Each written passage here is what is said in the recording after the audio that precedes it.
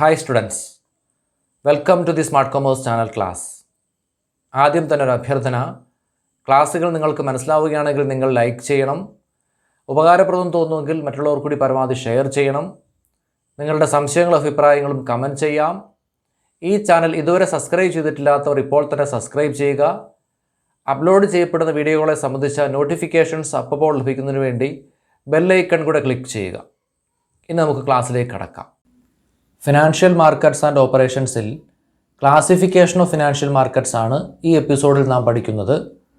Classification of financial markets പഠിക്കുന്നതിന് മുമ്പ് financial markets എന്താണെന്ന് ഒന്ന് ഓർത്തെടുക്കേണ്ടതായിട്ടുണ്ട്. നേരത്തെ നാം പഠിച്ചതാണ്. എന്താണ് ഫിനാൻഷ്യൽ മാർക്കറ്റ്സ്?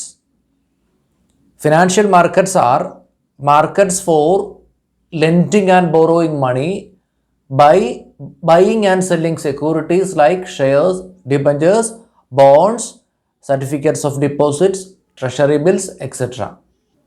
ഷെയറുകളും ഡിബഞ്ചറുകളും ബോണ്ടുകളും സർട്ടിഫിക്കറ്റ്സ് ഓഫ് ഡെപ്പോസിറ്റുകളും ട്രഷറി ബില്ലുകളും ഒക്കെ പോലുള്ള സെക്യൂരിറ്റികൾ വാങ്ങുകയും വിൽക്കുകയും ചെയ്തുകൊണ്ട് പണം കടം നൽകുകയും വാങ്ങുകയും ചെയ്യുന്ന മാർക്കറ്റുകളാണ് ഫിനാൻഷ്യൽ മാർക്കറ്റുകൾ.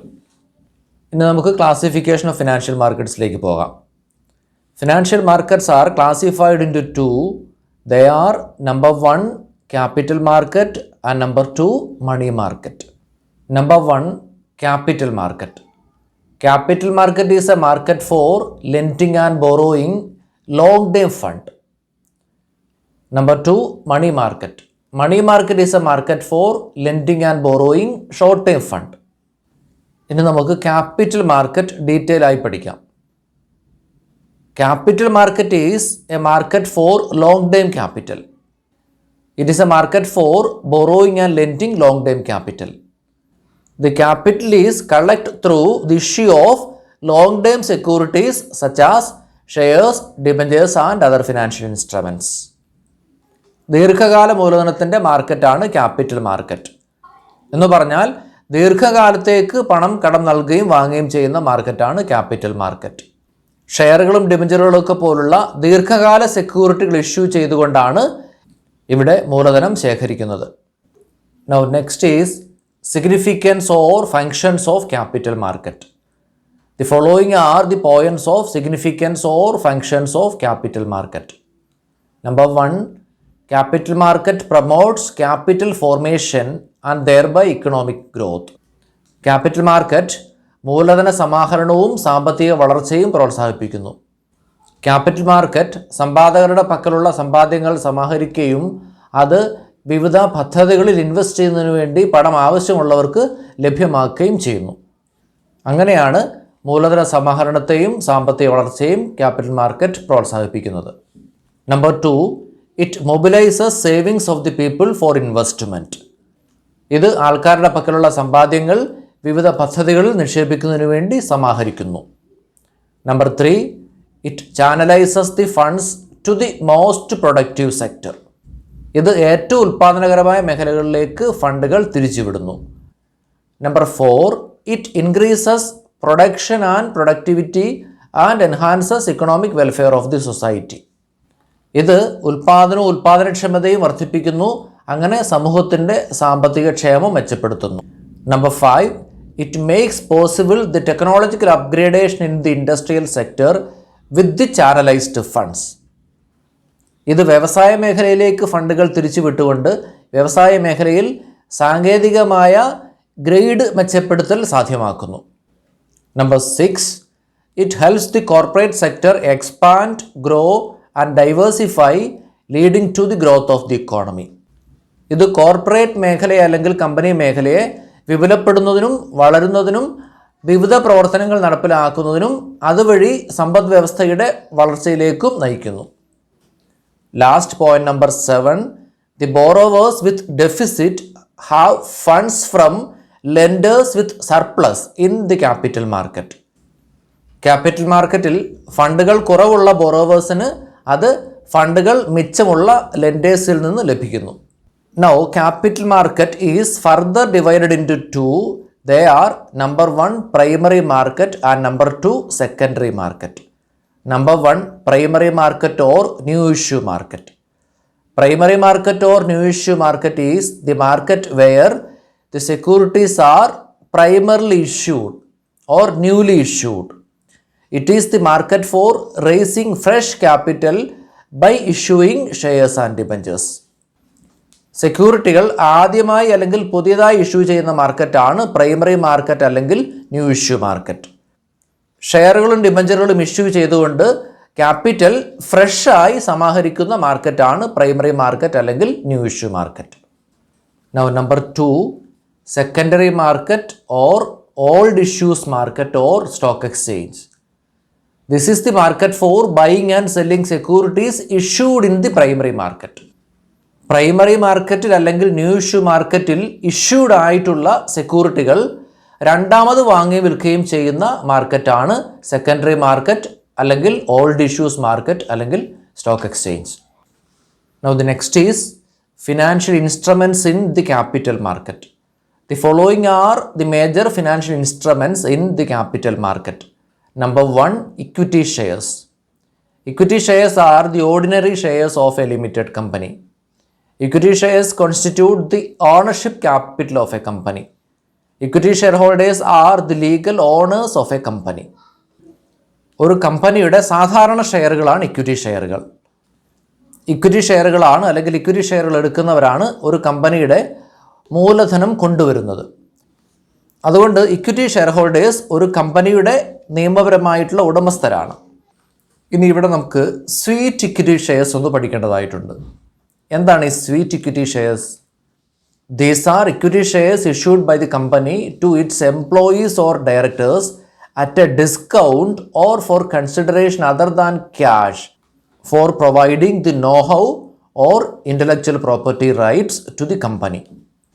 ഒരു കമ്പനി അതിൻ്റെ എംപ്ലോയീസിന് അല്ലെങ്കിൽ ഡയറക്ടേഴ്സിന് ഡിസ്കൗണ്ടിൽ അല്ലെങ്കിൽ വില കുറച്ച് അല്ലെങ്കിൽ ക്യാഷ് പ്രതിഫലം വാങ്ങിക്കൊണ്ടല്ലാതെ അവർ കമ്പനിക്ക് നൽകുന്ന അറിവിൻ്റെയും ബൗദ്ധിക സമ്പത്തിൻ്റെയും അംഗീകാരമായി അവർക്ക് ഇഷ്യൂ ചെയ്യുന്ന ഷെയറുകളാണ് sweet equity ഷെയറുകൾ.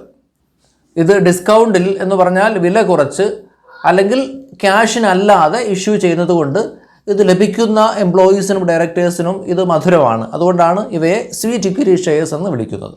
Now number 2, preference shares. The companies act section 85 describes preference shares as those which carry a preferential right to payment of dividend during the lifetime of the company, carry a preferential right for repayment of capital in the winding up of the company. Preference shareholders get priority to dividend. They are paid a fixed dividend before any dividend is declared to the equity shareholders. Companies ആക്ടിലെ section 85 അനുസരിച്ച് preference shares എന്ന് പറഞ്ഞാൽ കമ്പനിയുടെ life ടൈമിൽ dividend കിട്ടുന്ന കാര്യത്തിലും company അടച്ചുപൂട്ടുമ്പോൾ capital തിരിച്ചു കിട്ടുന്ന കാര്യത്തിലും മുൻഗണനയുള്ള ഷെയറുകളാണ്. എന്ന് പറഞ്ഞാൽ ഇക്വിറ്റി ഷെയർ ഹോൾഡേഴ്സിന് കൊടുക്കുന്നതിന് മുൻപ് തന്നെ ഒരു നിശ്ചിത നിരക്കിലുള്ള ഡിവിഡൻഡ് പ്രിഫറൻസ് ഷെയർ ഹോൾഡേഴ്സിന് കൊടുക്കും. അതുപോലെ തന്നെ കമ്പനി അടച്ചുപൂട്ടുന്ന സമയത്ത് ഇക്വിറ്റി ഷെയർ ഹോൾഡേഴ്സിന് കൊടുക്കുന്നതിന് മുൻപ് ഇവരുടെ ക്യാപിറ്റൽ തിരിച്ചു കൊടുക്കുകയും ചെയ്യും. Number 3, debentures. Debenture is an instrument evidencing debt. It is a debt instrument issued by a company with a promise to pay interest and repay the principal on maturity. Debenture holders are creditors of the company. കടത്തെ കാണിക്കുന്ന ഒരു instrument ആണ് debenture. എന്ന് പറഞ്ഞാൽ പണം കടമായി എടുക്കുന്നതിന് വേണ്ടി issue ചെയ്യുന്ന ഒരു ഇൻസ്ട്രുമെൻ്റ് ആണ് ഡിബഞ്ചർ. കടം വാങ്ങുന്ന മുതൽ മെച്യൂരിറ്റി ഡേറ്റിൽ തിരിച്ചു നൽകാമെന്നും പലിശ നൽകിക്കൊണ്ടിരിക്കാമെന്നും വാഗ്ദാനം ചെയ്തുകൊണ്ട് പണം കടമെടുക്കുന്നതിന് വേണ്ടി ഇഷ്യൂ ചെയ്യുന്ന ഒരു ഇൻസ്ട്രുമെൻ്റ് ആണ് ഡിബഞ്ചർ. ഡിബഞ്ചർ ഹോൾഡേഴ്സ് അല്ലെങ്കിൽ ഡിബഞ്ചറുകൾ എടുക്കുന്നവർ അതുകൊണ്ട് കമ്പനിയുടെ കടക്കാരാണ് അല്ലെങ്കിൽ കമ്പനിക്ക് പണം കടമായി നൽകിയിട്ടുള്ളവരാണ്. Number 4, bonds. Bonds are debt instruments that are issued by companies or governments to raise funds for financing their capital requirements. By purchasing a bond, an investor lends money for a fixed period of time at a predetermined interest or coupon rate. തങ്ങൾക്ക് ആവശ്യമുള്ള മൂലധനം സമാഹരിക്കുന്നതിന് വേണ്ടി കമ്പനികളോ ഗവൺമെൻറ്റുകളോ issue ചെയ്യുന്ന debt ഇൻസ്ട്രുമെൻറ്റുകളാണ് ബോണ്ടുകൾ. ഒരു bond വാങ്ങിക്കൊണ്ട് ഒരു investor ഒരു ദീർഘകാലത്തേക്ക് ഒരു നിശ്ചിത പലിശ നിരക്കിൽ പണം കടം നൽകുകയാണ് ചെയ്യുന്നത്. ഇനി നമുക്ക് ഗവൺമെൻറ് സെക്യൂരിറ്റീസ് അല്ലെങ്കിൽ ജി സെക്യൂരിറ്റീസ് അല്ലെങ്കിൽ ഗിൽറ്റ് എഡ്ജ്ഡ് സെക്യൂരിറ്റീസ് എന്താണെന്ന് നോക്കാം.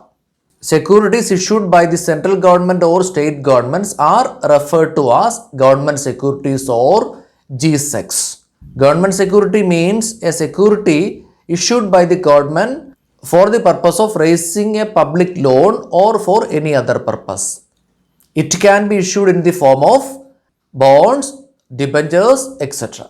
കേന്ദ്ര ഗവൺമെൻറ്റോ സംസ്ഥാന ഗവൺമെൻറ്റുകളോ ഇഷ്യൂ ചെയ്യുന്ന സെക്യൂരിറ്റികൾക്കാണ് ഗവൺമെൻറ് സെക്യൂരിറ്റികൾ അല്ലെങ്കിൽ G-SECs എന്ന് വിളിക്കുന്നത്. പബ്ലിക്കിൻ്റെ പക്കൽ നിന്ന് ലോൺ എടുക്കുന്നതിന് വേണ്ടിയോ അല്ലെങ്കിൽ മറ്റ് ഉദ്ദേശത്തിന് വേണ്ടിയോ ഗവൺമെൻറ് ഇഷ്യൂ ചെയ്യുന്ന സെക്യൂരിറ്റികളാണ് ഇവ. ബോണ്ടുകളോ ഡിബഞ്ചറുകളോ ഒക്കെയായി ഇവ ഇഷ്യൂ ചെയ്യാം. They are also called gilt edged securities because of the safety and security of investments made in them and regularity of return. These are guaranteed by the government. Government സെക്യൂരിറ്റികളെ gilt edged സെക്യൂരിറ്റികൾ എന്ന് പറഞ്ഞാൽ അരികിൽ guilt വെച്ച് മനോഹരമാക്കിയിട്ടുള്ള സെക്യൂരിറ്റികൾ എന്ന് വിളിക്കുന്നു. കാരണം ഇവയിൽ ഇൻവെസ്റ്റ് ചെയ്തിട്ടുള്ള പണം സേഫ് ആയിരിക്കും, സെക്യൂർ ആയിരിക്കും എന്നതും ഇവയിൽ നിന്നുള്ള റിട്ടേൺ പതിവായി കിട്ടിക്കൊണ്ടിരിക്കും എന്നതുമാണ്. കാരണം പണം കടമെടുത്തിട്ടുള്ളത് ഗവൺമെൻറ്റാണ്, അതുകൊണ്ട് പേയ്മെൻറ്റ് ഗ്യാരണ്ടി ചെയ്യുന്നത് ഗവൺമെൻറ്റാണ്. ഫിനാൻഷ്യൽ മാർക്കറ്റ്സിൻ്റെ രണ്ടാമത്തെ ക്ലാസിഫിക്കേഷനായ മണി മാർക്കറ്റ് നമുക്ക് അടുത്ത എപ്പിസോഡിൽ പഠിക്കാം. അടുത്ത ക്ലാസ്സുമായി അടുത്ത എപ്പിസോഡിൽ നമുക്ക് വീണ്ടും കണ്ടുമുട്ടാം. അതുവരേക്കും ബൈ.